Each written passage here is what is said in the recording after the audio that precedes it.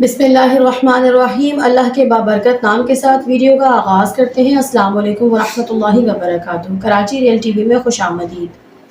मोहतरम प्यारे नाज़रीन, हमारी आज की जो रिएक्शन वीडियो है वो नमरूद के महल के हवाले से है। नमरूद के महल का पूरा वाक़या एक भाई बयान करेंगे, यानी कि आज की वीडियो एक व्लॉग के तौर पर है। तो आपसे गुजारिश है कि वीडियो को एंड तक ज़रूर देखिएगा। इंशाअल्लाह हमारी रहनुमाई होगी और यकीनन आपको वीडियो ज़रूर पसंद आएगी। तो चलते हैं हम अपनी वीडियो की जानिब।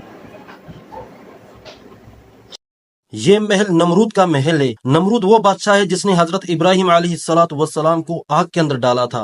ये हजारों साल पुराना महल आज भी अपनी असली हालत के अंदर मौजूद है। ये इराक के शहर बाबिल के अंदर मौजूद है और इसका जिक्र कुरान मजीद के अंदर भी आया है। और किस तरह से देखें भूल भुलैया बनी हुई है। यहाँ से इसका एक दरवाज़ा, यहाँ से एक दरवाज़ा, यहाँ से एक दरवाज़ा, वहाँ से दरवाज़ा। बंदा यहाँ से वहाँ निकल जाए, वहाँ से वहाँ निकल जाए। मैं कहता हूँ कि बंदे किसी को पकड़ना मुश्किल है इन कमरों के अंदर। हाँ जी, क्या ख्याल है, यहाँ से मैं छलांग लगा लूँ? ओ भाई, बहुत ही ख़तरनाक है यार, बहुत ही ख़तरनाक है वल्लाह। मुझे डर भी लग रहा है। और यहाँ से अगर छलांग लगाऊंगा तो यहाँ से जो है ना निकलना बड़ा मुश्किल हो जाएगा। क्योंकि बिस्मिल्लाहिर्रहमानिर्रहीम, अस्सलाम वालेकुम रहमतुल्लाहि व बरकातहू। मेरा नाम है अब्दुल लतीफ़ चौहान। जनाब अली, अभी मैं मौजूद हूँ बाबिल शहर के अंदर। इराक़ का शहर है बाबिल। इस शहर के अंदर इब्राहिम अलैहिस्सलाम की पैदाइश हुई थी। और कहा जाता है कि ये जो महल है ये नमरूद के दौर का बना हुआ है। नमरूद वो बादशाह था जो इब्राहिम अलैहिस्सलाम के दौर में बादशाह था और जिसने इब्राहिम अलैहिस्सलाम को आग में डाला था। उस बंदे का ये महल है। बाद में इस महल की जो है तजदीद होती रही है, लेकिन इस महल को मैं आपको मुकम्मल विज़िट करवाने जा रहा हूँ। वीडियो को आखिर तक देखिएगा, इंशाल्लाह आपको फ़ायदा होगा। चलें जी, इंटर होते हैं इस पुराने शहर के अंदर। आ जाए जी।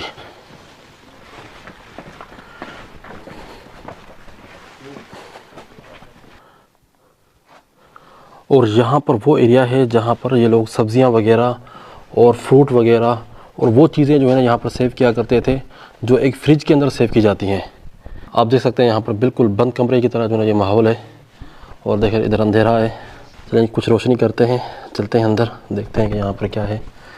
अरे भाई साहब, ये देखें भाई, कितना खौफनाक कमरा है। तो यहाँ पर जो है ना फल फ्रूट और सब्ज़ियाँ वगैरह जो है सेव की जाती थी। ईंट के ऊपर ये जो इबारतें लिखी हुई हैं ये नमरूद के दौर की लिखी हुई हैं और इस महल के हवाले से यहाँ पर कुछ इबारत लिखी हुई है और जगह जगह पर इस तरह की ईंटें लगी हुई हैं इस महल के अंदर। ये सबसे पहला हाल है, ठीक है जी। इस हाल के साथ यहाँ पर कमरे वगैरह बने हुए हैं। ये ऐसे कमरे बनाए गए हैं भूल भुलैया की तरह, ताकि अगर बाहर से कोई दुश्मन हमला भी करे तो यहाँ पर रहने वालों को कोई मसला ना हो। इस महल के जो खुद्दाम थे, जो खिदमत करने वाले थे, जो वज़रा थे, जो उमरा थे, वो इस महल के पास ही रहा करते थे। इस महल के करीब तकरीबन 600 कमरे हैं और ये ऐसा मुश्किल बना हुआ है ना भूल भुलैया की तरह कि अगर आप देखेंगे, आप इंटर होंगे तो निकल नहीं सकते। और मैं भी यहाँ पर अकेला इंटर हुआ हूँ और मुझे थोड़ा सा डर भी लग रहा है। थोड़ी देर पहले मेरे साथ गाइड था जिसने ये पूरा मुकम्मल मुझे घुमाया और उसके बाद मैं अभी वीडियो बनाने के लिए निकला हूँ। ये देख रहे हैं भाई, इस तरह से भूल भुलैया है ना कि आप इंटर होंगे, आपको पता ही नहीं चलेगा कि आप कहाँ जा रहे हैं। अरे भाई यार, सच में मैं तो ओला गुम हो गया इसके अंदर भाई। ओ भाई, कहाँ जाए यार, यार सच में मैं तो गुम हो रहा हूँ भाई। भूल भुलैया वाकई बिल्कुल यकीन करें। आप देखें यहाँ से, ये देखें जी, भूल भुलैया है। ये नहीं कि एक दरवाज़ा नहीं, एक दरवाजे से निकलते हैं दूसरा दरवाज़ा है। यहाँ पर रिहाइश के कमरे भी थे और साथ में गोदाम भी था। यहाँ पर अनाज वगैरह जो है सेव किया जाता था। और इसे भूल भुलैया के तरह कमरे बने हुए हैं ना। पहले इसके ऊपर छत भी हुआ करती थी, लेकिन वक्त गुजरने के साथ जो है ना छत ख़त्म हो चुकी है। ओए होए भाई साहब, हम तो भाईजान गुम हो रहे हैं। बाहर निकलने का रास्ता नहीं मिल रहा मुझे, निकलना कहाँ है। एक गली से निकलते हैं दूसरी गली के अंदर दाखिल होते हैं। तो उस दौर के अंदर जो है, जो दुश्मन यहाँ पर, अरे देखें भाई, यहाँ पर रास्ता बंद हो गया। अब घूम घूम कर हम यहाँ पर पहुँचे, रास्ता बंद हो गया। ऐसा ना हो कि मैं गुम हो जाऊँ, पीछे जो हमारा गाइड है वो मुझे ढूंढता रहे। गुम तो नहीं होऊंगा, कोशिश करूँगा बाहर निकलने की।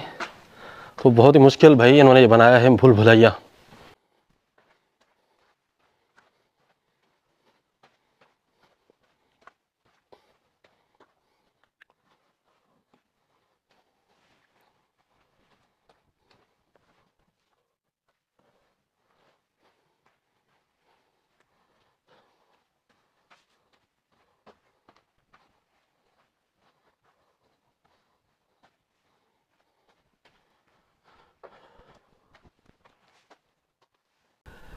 ये वो जगह है जहाँ पर बादशाह की मजलिस लगा करती थी ये जो स्टेज बना हुआ है, इस मकाम पर बादशाह की कुर्सी हुआ करती थी। यहाँ पर बादशाह बैठा करता था, जो भी बादशाह के वज़रा उमरा जो हैं यहाँ पर बैठा करते थे। और सामने वाला जो एरिया है वहाँ पर आवाम हुआ करती थी। ये ऐसी जगह है जहाँ पर जो है आवाज़ गूंजती है। वहाँ पर जो है बादशाह बैठकर बात किया करता था और यहाँ पर बैठे हुए तमाम लोगों को जो है ना उसकी आवाज़ सुनाई दिया करती थी। अभी मैं यहाँ पर बोल रहा हूँ तो मेरी आवाज़ जो है ना गूंज रही है पूरे इस महल के अंदर। अब देखें, अल्लाहु अकबर, अल्लाहु अकबर, पूरे जो है ना हाल के अंदर मेरी आवाज़ गूंज रही है। यानी पीछे जो है ना बादशाह बात किया करता था तो यहाँ पर पूरी आवाम जो है ना उसकी बातें सुना करते थे उस दौर के अंदर। आज भी देखें वही चीज़ है। ये है सल्तनत बाबिल का महल, जहाँ पर इब्राहिम अलैहिस्सलाम इस शहर के अंदर पैदा हुए थे और इसी शहर के अंदर नमरूद बादशाह था उस वक्त पर। तो उसके बाद उसकी जो है नस्ल चलती रही और बादशाह भी आते रहे। ये जो महल बना हुआ है ये बना है आज से तकरीबन 2600 साल पहले बना है। यानी इस महल की उम्र है 2600 साल। और इससे पहले यहाँ पर एक महल था जो नमरूद का महल था, वो ज़मीन के नीचे है। इस महल के नीचे भी जो है ना एक महल बना हुआ है। जो भी बादशाह आता था वो पिछले बादशाह के जो है ना महल को दबवा कर मिट्टी के अंदर फिर दूसरा ऊपर उसके महल बनवाया करता था। पहले इस मुल्क का नाम था बाबिल, इराक़ नहीं था। इराक़ तो बाद में इसका नाम पड़ा है, पहले इसका नाम था बाबिल। और यहाँ पर इब्राहिम अलैहिस्सलाम, इस एरिया के अंदर इब्राहिम अलैहिस्सलाम की पैदाइश हुई, इस शहर के अंदर, बाबिल शहर के अंदर। ये महल जो है कहा जाता है कि नमरूद का महल है। और यहाँ से कुछ दूर एरिया है, वहाँ पर इब्राहिम अलैहिस्सलाम को आग में डाला गया था। वहाँ पर एक मीनारा बना हुआ है जो नमरूद ने बनवाया था, कि इसलिए बनवाया था कि वो देख सके कि इब्राहिम अलैहिस्सलाम आग के अंदर किस तरह से जल रहे हैं। तो ये नमरूद का महल आज भी मौजूद है इराक़ के अंदर। और बाद में इसकी जो है ना तरमीम की गई है। यहाँ से आप देख रहे हैं ये तकरीबन 15 मीटर लंबी दीवार है। आप दीवारें देख रहे हैं, जितनी भी ये दीवारें बनी हुई हैं तकरीबन ये 15 मीटर ऊंची दीवारें हैं। उस दौर के अंदर किस तरह से नमरूद की फैमिली ने जो है ना ये महल बनवाया था, अल्लाह, बंदा यार देख के हैरान हो जाता है कि यार क्या चीज़ उन्होंने बनाई थी उस टाइम पर। मैं बिल्कुल अकेला हूँ, यहाँ पर विज़िट कर रहा हूँ। थोड़ी देर पहले लोग विज़िट करके चले गए हैं, तो थोड़ा सा ना अजीब फीलिंग भी हो रही है यार, मैं अकेला अकेला इस खौफनाक और खंडरात के अंदर घूम रहा हूँ। चलिए चलते हैं आगे, आगे मज़ीद चीज़ें मैं आपको दिखाता हूँ। ये देख रहे हैं, ये है वो भूल भुलैया वाले कमरे। इन कमरों के अंदर जो है फ़ौजी रहा करते थे, जो खिदमत गुजार हुआ करते थे इस महल के, वो रहा करते थे। तो यहाँ पर गोदाम भी हैं, सेव करने के लिए भी जो है चीज़ें बनाई गई हैं। और इस तरह की ये भूल भुलैया बनाई गई है ना, तो आप देख सकते हैं जिस तरह से जो है ना लूडो नहीं खेलते, किस तरह से रास्ते बने होते हैं लूडो के, बिल्कुल वही बना हुआ है। यानी आज से 3000 साल पहले जो चीज़ बनाई गई है, किस तरह से उन लोगों का जो माइंड सेट था, ये इस तरह से इन्होंने बनाया है कि अगर कोई बाहर से हमला भी करे ना तो इन कमरों के अंदर आकर वो उनको तलाश नहीं कर सकता, क्योंकि यहाँ के रहने वालों को ही पता है इस भूल भुलैया के बारे में। जो बाहर से जो लोग आएंगे उनको पता ही नहीं होगा कि किस तरह से जो है ना हमने सर्वाइव करना है, किस तरह से हमने बाहर निकलना है। तो आप देख सकते हैं भाई किस तरह से जो है इन्होंने ये भूल भुलैया बनाई है। यहाँ से कमरे बने हुए हैं, यहाँ से आप देख सकते हैं। हाँ जी, क्या ख्याल है, यहाँ से मैं छलांग लगा लूँ? ओह भाई बहुत ही ख़तरनाक है यार, बहुत ही ख़तरनाक है वल्लाह, मुझे डर भी लग रहा है। और यहाँ से अगर छलांग लगाऊंगा तो यहाँ से जो है ना निकलना बड़ा मुश्किल हो जाएगा, क्योंकि काफ़ी दूरी है। निकल तो जाऊँगा लेकिन मैं टूर पर हूँ, रिस्क नहीं लेना चाहता। अल्लाह ना करे कहीं पर गिर गया, कोई टांग शांग को मसला हो गया तो फिर सफ़र का पूरा सफ़र ख़राब हो जाएगा। और चीज़ें भी हमने वीडियोस बनानी है आप लोगों के लिए, ऐसा ना हो कि इसके चक्कर में जो है ना मैं अपने साथ कोई एडवेंचर करवा के बैठ जाऊँ। और इन लोगों का मज़हब था चाँद की, सितारों की जो है ना ये लोग इबादत किया करते थे। तो ये देख रहे हैं आप नमरूद का महल, फ़िरऔन के महलात मैंने आपको दिखाए, वहाँ के पिरामिड्स दिखाए। अब हम इराक़ के अंदर मौजूद हैं, तो इराक़ के अंदर जितनी भी इस तरह की चीज़ें हैं तो इंशाअल्लाह ताला मैं कोशिश करूँगा कि आपको दिखाऊँ जितना मुझसे हो सकेगा।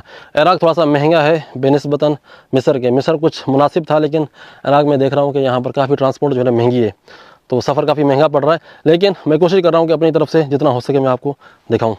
हम यहाँ पर खड़े हुए हैं, ये नीचे कितना गहरा है ये देख रहे हैं आप। और किस तरह से देखें भूल भुलैया बनी हुई है। यहाँ से इसका एक दरवाज़ा, यहाँ से एक दरवाज़ा, यहाँ से एक दरवाज़ा, वहाँ से दरवाज़ा। बंदा यहाँ से वहाँ निकल जाए, वहाँ से वहाँ निकल जाए। मैं कहता हूँ कि बंदे किसी को पकड़ना मुश्किल है इन कमरों के अंदर। ये ऐसी भूल भुलैया बनी हुई है ना, यहाँ पर पकड़ना नामुमकिन है, किसी को आप पकड़ नहीं सकते। अरे भाईजान क्या चीज़ यार नमरूद के महल के अंदर बनी हुई है। ओ नमरूद भाई, नमरूद भाई मिस्र के लोग के अंदर मैंने कुछ जो है ना नरमी से बात की। लोगों ने कहा कि आप गालियाँ क्यों नहीं देते, फ़िरऔन को गालियाँ दें। भाई जब वो मर गए, कुरान मजीद के उनके ऊपर लानत है। मैं अपनी वीडियो के अंदर बार बार लानत देकर, बार बार ये चीज़ करके क्यों करूँ खामखा, क्यों इस तरह से जो है ना ज़बान को हम गंदा करें उनका नाम लेके। ठीक है, उनकी ये महल्लात है, उनकी ये चीज़ें हैं, हम देखने के लिए आए हैं। हम इब्राहिम अलैहिस्सलाम की वजह से यहाँ पर आए हैं। ये तारीख़ी चीज़ें हैं, मौजूद हैं, बंदा देखे। जो कुरान मजीद में हमने जो चीज़ें पढ़ी हैं वो यहाँ पर आकर देखे, इबरत हासिल करे, ठीक है। बाकी हम उनकी कोई अजमत नहीं बयान कर रहे कि वो क्या चीज़ इन्होंने बना दी, भाई ठीक है, बनाया था इन्होंने। ये हमारे लिए इबरत है कि किसी ने बाकी नहीं रहना, सब ने फना होना है, सब ने जाना है। ये चीज़ें यहीं पर रह जाएंगी, आने वाली नस्लें देखेंगी। जज्बात के अंदर मैं चढ़ तो गया, अब मुझे यहाँ से नीचे उतारे कौन, और मैं इतना हल्का भी नहीं हूँ कि यहाँ से उतर जाऊँ जल्दी। ये देख रहे हैं भाई कितने नीचे है यार, ये कहाँ से उतरूँ भाई। ऐसे कहते हैं कि जज्बात में बंदा आकर जो है ना जोश में चढ़ तो जाता है, जज्बा था कि यार चढ़ना, ये मैंने देखना, यहाँ की वीडियो बनानी है, लेकिन अब उतरूँ कैसे, अब उतरूँ कैसे यार, उतरूँ कैसे, समझ नहीं आ रही उतरने की। उतरेंगे, आए हैं तो नीचे उतरना तो पड़ेगा। चले जी, हम उतर गए हैं। उम्मीद करता हूँ कि आज की वीडियो आप लोगों को पसंद आई होगी। अगर वीडियो पसंद आई तो वीडियो को लाइक कीजिएगा, शेयर कीजिएगा, ज़्यादा से ज़्यादा शेयर कीजिएगा जितना हो सकता है आपसे।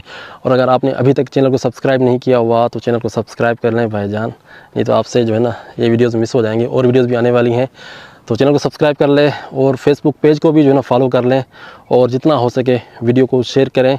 फिर मुलाकात करते हैं नई वीडियो के अंदर, तब तक जी। तो नाजरीन, आपने इनका व्लॉग देखा, माशाल्लाह बहुत ही प्यारा व्लॉग बनाया, और हमने नमरूद का महल भी देखा। खैर मैंने भी ये पहली दफ़ा देखा कैसे एक भूल भुलैया है, और इनकी दीवारों की चौड़ाई कितनी लंबी है, बड़ी बड़ी है। मेरा ख्याल 3-3, 4-4 फीट ये दीवारें चौड़ी थी। और ऐसा भूल भुलैया है कि एक कमरे में 4-4 दरवाजे बनाए हुए थे उन्होंने। तो किस तरह का डिज़ाइन उस वक़्त किया गया था। और इसमें हैरानगी ये हुई कि वो आम एक बात कर रहे थे तो कह रहे थे कि पूरे महल में गूंज रही है उनकी आवाज़। तो उस वक़्त के कैसे इसको डिज़ाइन किया, कैसे इसको डिज़ाइन करने वाले लोग थे कि जिन्होंने ज़रा सी उधर से नमरूद जो है वो बात करता था तो आगे वाम जो बैठी हुई होती थी उन तक आवाज़ पहुँचती थी। अभी जैसे जैसे दौर बदल, उस वक़्त उनके लिए भी ऐसी सहूलियात थी, हमारे लिए अभी लाउड स्पीकर आ गए, ये वो आ गए चीज़ें। लेकिन जब वो उनका दौर था तो वो भी उनके लिए भी ऐसी चीज़ें जो हैं वो आसानी से थी, लगा लो कि सहूलत थी एक। उन लोगों ने डिज़ाइन इस तरह किया होता कि उनकी आवाज़ भी दूर तक जाती थी। तो इनके चैनल को ज़रूर सब्सक्राइब करें, इनका चैनल का लिंक जो है डिस्क्रिप्शन में लगा दिया करें। और जिस तरह से भाई ने बताया है कि मैं वीडियो बना चुका हूँ फ़िरौन के महल की, तो अगर आपको फ़िरौन के महल की वीडियो भी देखनी है तो आप हमें कमेंट करके ज़रूर बताइएगा। इंशाल्लाह हम उसका भी रिएक्शन में ये रिएक्शन वीडियो बनाएंगे और आपको फ़िरौन का महल भी दिखा सकेंगे। अगर तो आप चाहते हैं तो प्लीज़ कमेंट करके ज़रूर बताइएगा। मिलते हैं एक और नए व्लॉग नई वीडियो के साथ, तब तक के लिए अल्लाह हाफ़िज़।